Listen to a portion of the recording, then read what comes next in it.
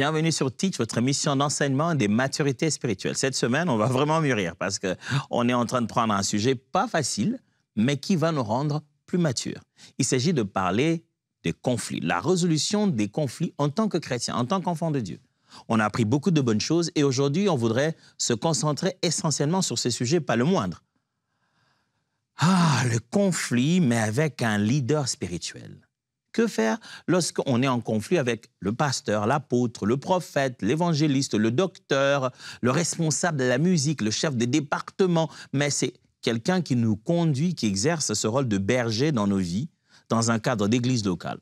Qu'est-ce que l'on fait lorsqu'on est en conflit avec cette personne? Elle peut être dans notre église ou être d'une autre église, mais c'est un leader, c'est un berger, c'est un ministre de la parole, c'est un conducteur dans l'église, mais on est en conflit avec cette personne.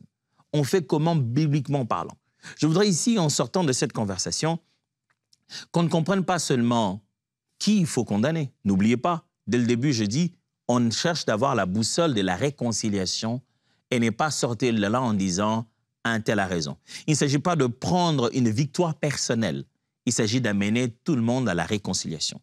Et je prie Dieu qu'en clarifiant ces choses, les uns les autres puissent se dire, du côté du responsable spirituel, tant que du côté de celui pour qui on prend soin dans l'assemblée, on sache ce que la Bible attend de nous. Parce que le monde, parce que YouTube attend de nous, pas parce que les réseaux sociaux attendent de nous, mais qu'est-ce que la Bible dit et qu'est-ce qu'elle attend de nous comme attitude? Alors, let's teach. Grandissons ensemble.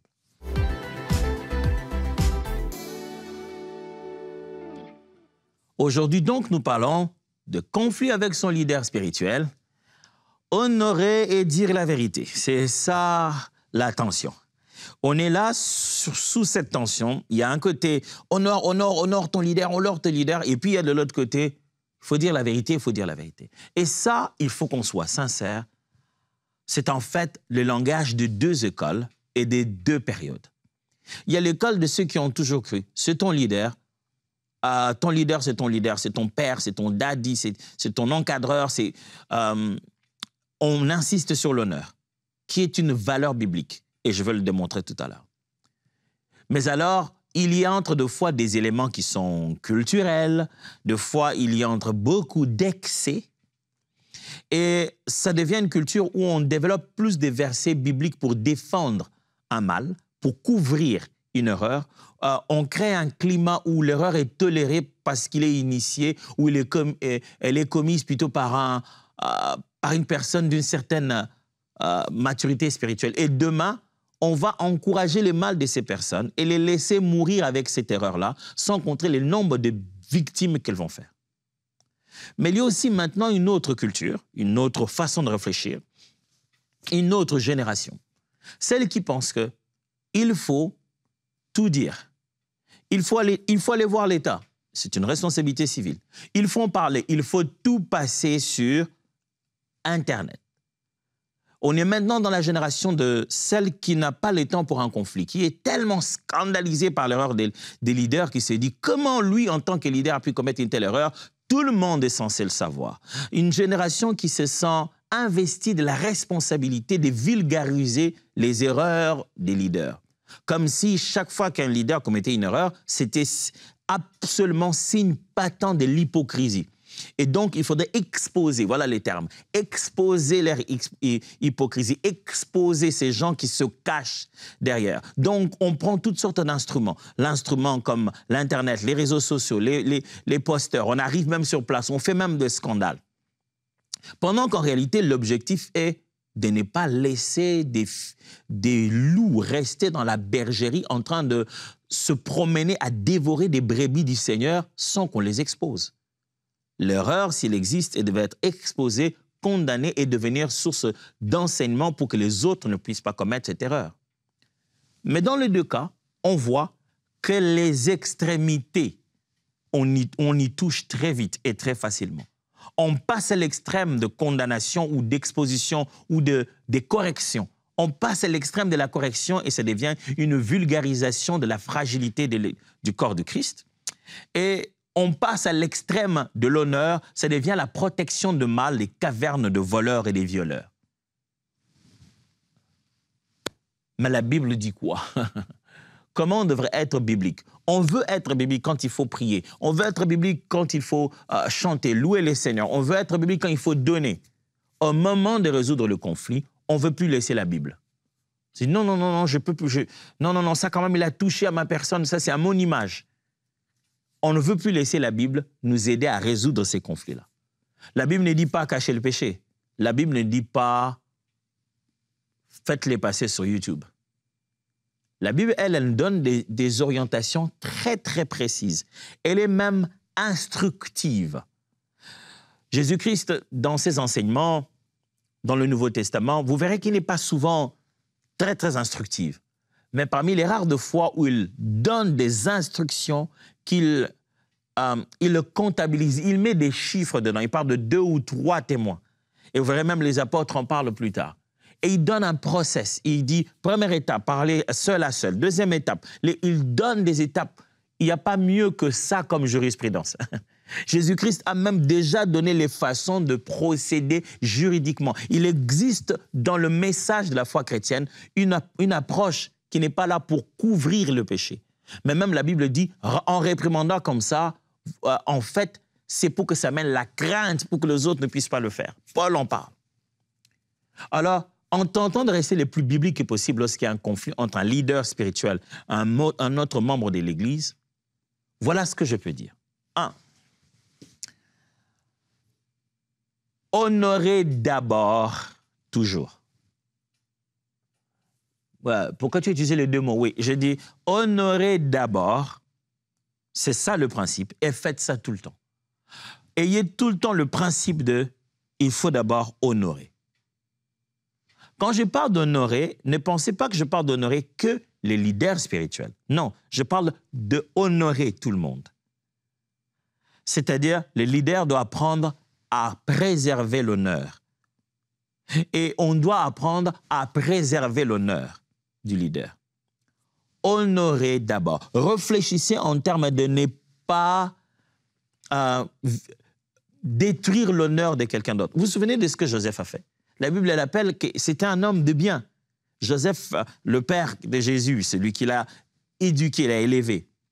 La Bible dit, Joseph a appris que Marie était enceinte. Mais il était un homme de bien. Pour se séparer, il voulait se séparer secrètement d'elle. Et il n'était même pas encore allé parler. Il concevait seulement dans sa tête comment je peux faire sans humilier, sans déshonorer, sans faire abattre les déshonneurs sur Marie. Comment je peux me séparer d'elle? Waouh! Quelles bonnes intentions! Honorez d'abord. Que ce conflit-là soit parce que vous êtes en conflit avec une personne publique. Si vous étiez en conflit avec une personne qui ne passe pas sur YouTube, vous serez passé sur YouTube. Si vous étiez en conflit avec quelqu'un dont le nom n'est pas connu, vous serez monté sur la plateforme pour en parler. La plus importante des choses, c'est s'honorer les deux.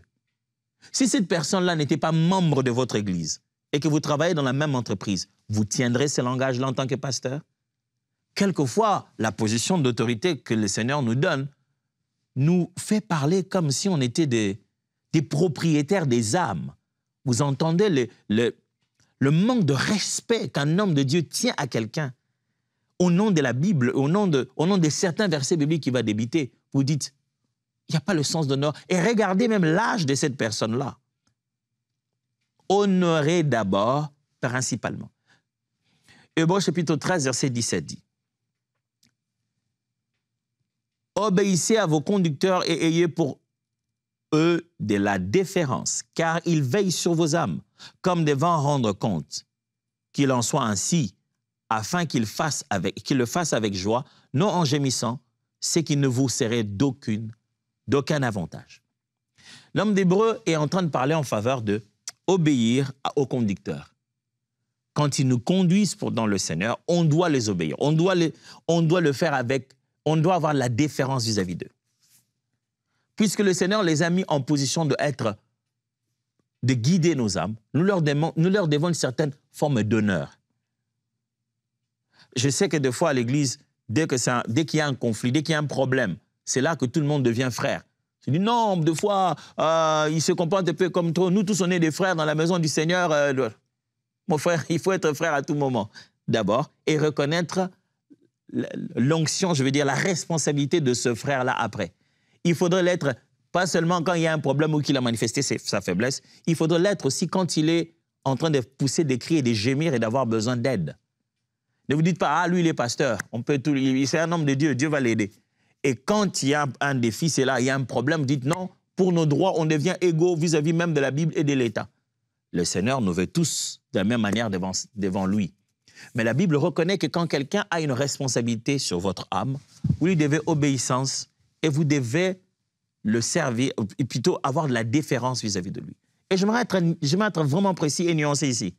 Je ne suis pas en train d'encourager le fait que, puisque quelqu'un, on lui doit de l'obéissance pour la parole de Dieu, en vue de l'accomplissement de la volonté de Dieu, que je suis en train de dire que vous devez vous taire et ne jamais rien dire. On va y arriver. Alors ne jugez pas vite, on va y arriver. Mais je suis en train de reconnaître ce droit que la Bible a donné aux personnes qui veillent sur nos âmes, comme la Bible en parle ici. Le Seigneur demande à ce qu'on l'apprenne à les obéir quand ils nous conduisent et qu'on le sert avec déférence. Romains 13, 7 dit « Rendez à chacun ce qui lui est dû, l'impôt à qui l'impôt, les tributs à qui les tributs, la crainte à qui la crainte, l'honneur à qui l'honneur. » Paul est en train d'exhorter les chrétiens de Rome à rendre à chacun, même pas encore au leader spirituel. Mon ami, si tu peux honorer ton papa à la maison, si tu peux honorer le militaire, le soldat en cours de route, le policier, si tu peux honorer un homme politique, si tu peux honorer ton professeur à l'université, pourquoi ne pas apprendre à honorer aussi les hommes de Dieu, à honorer aussi les personnes à qui le Seigneur a donné la responsabilité d'avoir à répondre de vos âmes. J'insiste. Quand j'utilise le mot « honorer », ne vous préparez pas à croire que je suis en train de faire pencher la balance dans la direction des personnes qui usent de leur position pour pouvoir dominer sur les autres en allant dans cette théorie de se dédifier au point qu'à cause du mot « honneur », ils transforment des personnes en victimes. Je ne suis pas en train de dire ça. Je suis juste en train de dire que la Bible reconnaît cette responsabilité, que lorsqu'une personne est mise dans des positions, dans des fonctions de s'occuper de nos âmes, la Bible demande qu'on leur rende l'honneur. Et ces personnes-là, comme toute autre autorité dans la vie, on doit leur rendre honneur, leur obéir, leur servir avec déférence. Si honorer d'abord, j'insiste, ce n'est pas seulement les hommes de Dieu ou les leaders spirituels qui doivent recevoir cet honneur, c'est aussi les enfants dans la foi. Votre fils, si vous l'appelez, lui c'est mon fils, hein, lui c'est ma fille dans la foi. Vous devez apprendre à l'honorer. Vous devez apprendre à respecter, à présenter son image devant les gens, à lui parler avec respect. Deuxième chose, honorer d'abord, premièrement. Deuxième chose, exprimer un désaccord biblique. Quand vous avez un conflit avec un leader spirituel, vous êtes sur quelque chose qui ne marche pas, apprenez à vous exprimer, frère. C'est ça le problème. À l'église, les gens ne savent pas comment s'exprimer. Ils viennent, ils vont embellir leurs problèmes avec beaucoup de « oui, daddy, oui, papa, oui ». Ils vont embellir tout ça. Ils ne vont jamais vraiment dire ce qui doit être dit. Apprenez à exprimer votre désaccord. Apprenez à dire « je ne vois pas exactement les choses de la même manière ». Désaccord ne signifie pas impolitesse. Désaccord signifie un autre son de cloche, une autre façon de réfléchir sur le sujet. Vous devez être capable de dire quand vous n'êtes pas d'accord. C'est important. Ne venez pas dire après, moi, je n'étais pas d'accord. Si vous dites à tout le monde que vous n'étiez pas d'accord, jamais au leader spirituel, ça s'appelle du commérage. Vous parlez de lui derrière son dos. Dites-le lui, mon frère. Quand vous en avez l'occasion, ah, pasteur, mais il avait parlé en public, je n'ai même pas le temps de le suivre à côté. Demandez un rendez-vous. Écrivez un WhatsApp. Envoyez-lui un mail. Avec douceur et amour, pasteur, je voulais vous exprimer une autre idée par rapport à ça. Merci pour vos contributions, mais je tenais quand même que vous sachiez qu'il existe une autre possibilité que je voudrais vous montrer. Si tu prends autant de tournures, tu prends de tact pour l'exprimer à ton chef à l'école, aux autres personnes qui ont l'autorité dans ta vie, tu prends une façon de faire, mais tu l'exprimes néanmoins. Pourquoi ne pas faire la même chose à l'église? Souvent, à l'église, quand on veut s'exprimer, c'est soit qu'on est déjà passé en mode « je vais tout lui cracher aujourd'hui ». Apprends à t'exprimer librement. Mais tu ne connais pas notre pasteur. Si tu t'exprimes comme ça, c'est fini, il ne va plus te parler. Mon frère, je t'assure, il ne va plus te parler, mais il va faire ce que tu as dit. Et la Bible dit ceci. Ne craignez pas ce qui tue le corps et qui ne fait rien à l'âme. Craignez plutôt celui qui tue le corps et qui va envoyer l'âme à la géhenne. C'est un être humain. Vous pensez qu'un pasteur signifie un être humain parfait? Il peut avoir des sérieux problèmes et des tares comportementaux. Dieu n'appelle pas quelqu'un parce qu'il est équilibré émotionnellement en tout point de vue. Il y a des hommes qui ont l'onction, l'appel de Dieu, mais qui ont vécu dans des familles déséquilibrées et qui ne savent pas, qui ne connaissent pas le rôle de l'autorité dans un cadre social. Il peut se lever à la chaire et prêcher, donner des orientations de la vie de l'Église, mais ses interactions avec les hommes, il est juste nul. Et où est-ce qu'il va apprendre si ce n'est pas au milieu de ses frères? Si tu le considères frère en disant « non, nous tous on est frères », si tu le considères frère, il a droit à la vérité. Si tu le considères sœur, il a droit à connaître ta pensée. Va le voir avec amour et douceur. Proverbe 27, versets 5 à 6 dit « Mieux vaut une réprimande ouverte qu'une amitié cachée. Fidèles sont les blessures d'un ami, mais les baisers d'un ennemi sont trompeurs. » Frère, si tu refuses de lui parler et tu continues à lui parler des daddy, ce sont des baisers des ennemis. Vaut mieux encore une réprimande ouverte, des blessures d'un ami. La Bible montre plusieurs fois que l'amour peut venir avec douleur. On châtie ce qu'on aime, blessure d'un ami. L'amour peut venir avec douleur. Pour dire que vous aimez votre daddy, vous aimez votre pasteur, vous aimez votre apôtre, votre serviteur de Dieu, votre frère. Je ne sais pas quel titre, quel terme vous utilisez pour honorer les leaders spirituels chez vous. Mais si vous croyez que vous les aimez, vous leur devez la vérité. Vous devez exprimer votre désaccord. Ah, moi, je ne peux rien dire. Ah, parce qu'il ne laisse même pas un peu d'espace pour en parler. S'il n'y a pas d'espace aujourd'hui, tu en trouveras demain. Galates chapitre 2, versets 11 à 14.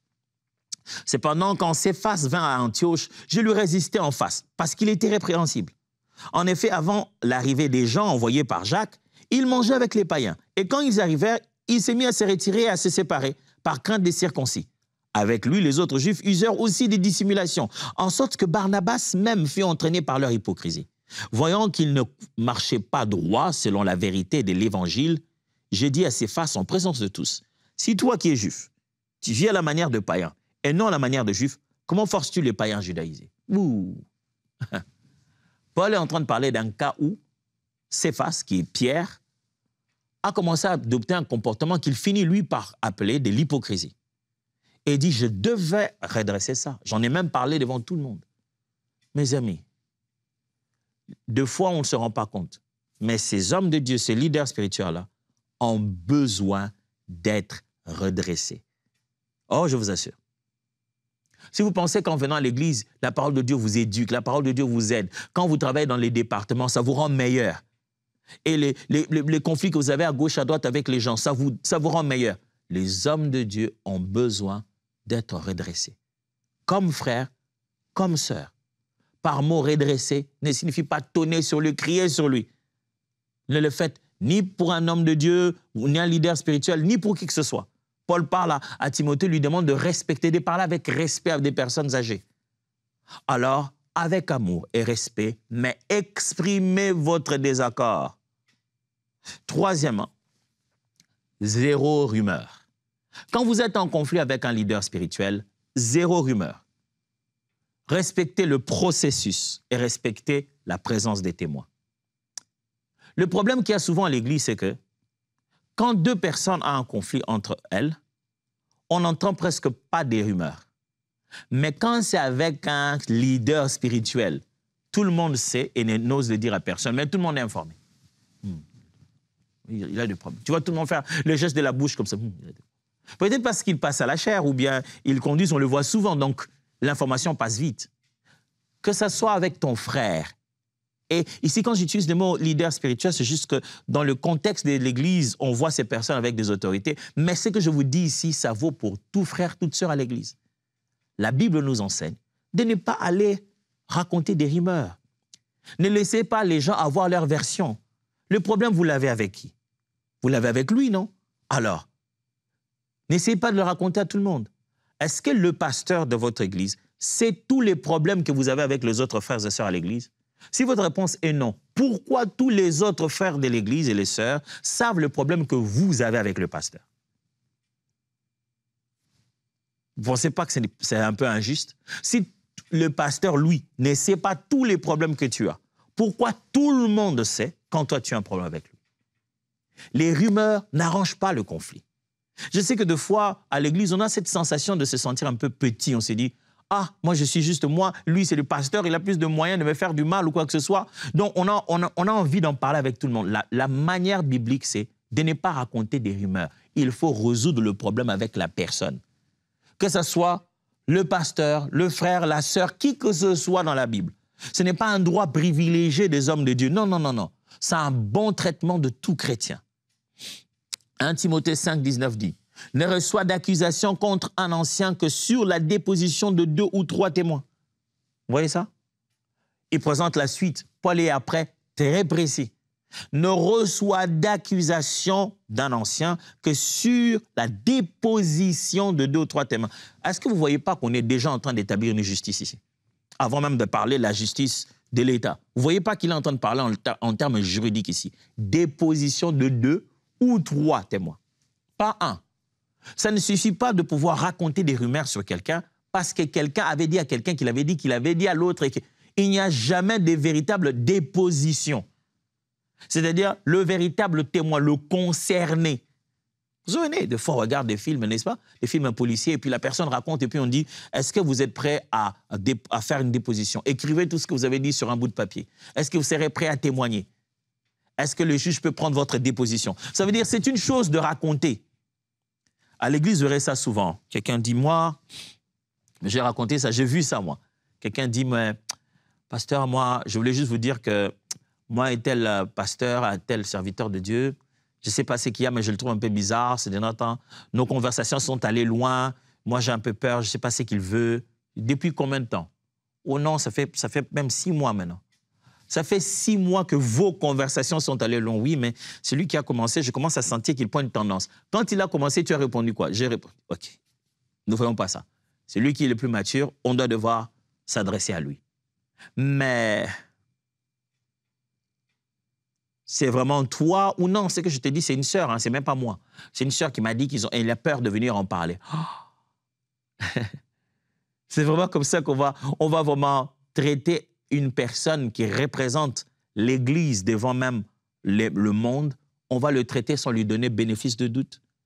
Il est important, quand on veut juger d'un problème d'un ancien dans l'Église, d'avoir des dépositions, pas des rumeurs. Ne racontez pas des rumeurs, allez en parler à des autorités. Allez choisir des anciens, des pasteurs, allez leur en parler. Ah, mais pasteur, tu sais, souvent quand on va parler à leurs pasteurs, eux-mêmes, ils vont encore étouffer les problèmes. Commençons d'abord par respecter la parole. Toi, fais d'abord ce que Dieu te dit à cette étape-là. Commençons d'abord là, ne mélangeons pas tout. Commençons à cette étape où il faut aller déposer, fais la déposition près des anciens. Matthieu 18, 16, la Bible dit, « Mais s'il ne t'écoute pas, prends avec toi 1 ou 2 personnes, afin que toute l'affaire se règle sur la déclaration de 2 ou 3 témoins. » Encore, on vient encore sur l'idée des témoins et l'idée de se parler soi-même. Pas des rumeurs. Ne raconte pas à tout le monde sans m'en avoir parlé à moi-même. Ne raconte pas à tout le monde. Oh non, mais on m'a dit que ces enfants-là, mes fils, ils racontent des choses. Mais non, toi, tu en parles à la chair, franchement. Quand il y a un conflit, la raison n'est pas du côté du leader spirituel. Non. C'est pas comme si parce qu'on est leader spirituel, on a automatiquement raison par droit d'onction. Non, c'est un conflit, on peut avoir tort. Il ne doit sortir de là pas des rumeurs. Le conflit est d'abord résolu au niveau personnel et puis va monter à un niveau plus tard. Mais les dépositions, s'il y en a, il doit en avoir de 2 ou 3 témoins, pas raconteurs. 4e, formuler une requête d'appel, pas une attaque. C'est-à-dire, quand vous voulez résoudre un problème avec un leader spirituel, ne formulez pas une attaque contre lui. Non, moi, je vais amener ça sur YouTube, il faut que tout le monde sache. Non, non, non. Formulez plutôt une requête d'appel. Je ne suis pas en train de dire, n'est pas, je vais dire, dénoncer des choses. Non, je parle du fait que la Bible suit sa procédure. Il y a la procédure de dénonciation personnelle. on prend quelqu'un, on le parle, on parle à l'église, ça monte, ça monte. Mais je dis, ne faites pas une campagne d'attaque. Ça ne rend pas les choses meilleures. Je vais lire les Actes des Apôtres, chapitre 15, versets 6 à 11. Je vais juste lire les Actes des Apôtres pour qu'on aille vite. Les apôtres et les anciens se réunirent pour examiner cette affaire. Une grande discussion s'est engagée. Pierre s'éleva et leur dit, « Hommes frères, vous savez que dès longtemps, Dieu a fait un choix parmi vous, afin que par ma bouche, les païens entendissent la parole de l'Éternel, de l'Évangile plutôt, et qu'ils crussent. Et Dieu, qui connaît les cœurs, leur a rendu témoignage en leur donnant le Saint-Esprit aussi bien qu'à nous. Il n'a fait aucune différence entre nous et eux, ayant purifié leur cœur par la foi. Maintenant donc, pourquoi tentez-vous Dieu en imposant aux disciples un joug que ni nos pères, ni nous n'avons pu porter? Mais nous croyons être sauvés par la grâce du Seigneur Jésus de la même manière qu'eux. » Ici, il y a un grand conflit que je n'ai pas le temps d'expliquer. On parle des païens qui viande sacrifiée aux idoles, qu'est-ce qu'on doit leur imposer? Doit-il d'abord faire le judaïsme comme nous tous? Et Paul vient leur montrer, Pierre plutôt s'élève ici et leur dit, non, non, non, non, les amis, ce n'est pas comme ça. On nous a donné l'évangile pour prêcher, le Seigneur m'a utilisé pour prêcher aux premiers non-juifs. On ne doit pas leur imposer le judaïsme que nous-mêmes n'avons pas pu gérer. Ce conflit est géré à l'Église, on a fait appel à des institutions plus supérieures. Mais on ne s'est pas dit, on attaque. On organise, nous, les chrétiens d'origine païenne, on ne nous respecte pas. Il faut qu'on revendique ça. Il y a des fois des idées d'attaque. Que ce soit du côté de l'homme de Dieu qui commence à utiliser la chair pour attaquer et se défendre, ou du côté des membres qui commencent à utiliser, alors en se disant, moi je n'ai pas de chair, je peux trouver aussi mon moyen populaire de pouvoir attaquer tout le monde. Le but biblique, c'est d'abord chercher les instances, les organisations, les institutions internes de l'Église qui sont les plus supérieures. C'est vers elles qu'il faut aller voir. Allez voir son père spirituel. Allez voir l'institution qui gère les pasteurs de son autorité. Parce que sur YouTube, personne ne suspend personne. Tout ce que vous allez dire, tout le monde va entendre, mais qui va vraiment aller imposer quelque chose dans la vie de la personne? Vous allez juste détruire sa réputation pendant un moment, et vous connaissez les réseaux sociaux. Ça ne va pas durer. C'est un trend, ça va disparaître, et la personne va se refaire la vie et partir. Si c'est vraiment le but, c'est d'exposer et de chercher la solution dans sa vie, chercher les institutions qui ont de l'autorité sur lui. Je suis sûr que vous voulez savoir aussi, si nous sommes dans des cas graves, dans les cas où quelqu'un a violé, quelqu'un a battu, un leader spirituel a fait quelque chose qui est aussi condamnable par l'État, qu'est-ce qu'on fait? Luc chapitre 12, verset 2 dit, « Il n'y a rien de caché qui ne doive être découvert, ni des secrets qui ne doivent être connus. » On va faire quoi que ce soit que qui que ce soit fasse. Même si aujourd'hui tu oses parler, on essaie de te faire taire, ça finira par se savoir. Les cas graves demandent à la fois la vérité, mes amis, et la protection. Dire la vérité et protéger. Vous ne pouvez pas continuer à héberger un daddy, parce qu'il est daddy, pendant qu'il massacre mamie à la tabasser tous les jours. Elle ne le fera pas en esprit, en vérité. Elle le fera avec le corps. C'est qu'elle va détruire là, il y a une procédure pour ça. Les êtres humains ont des lois aussi pour protéger le corps humain. Avec vérité, visez la protection.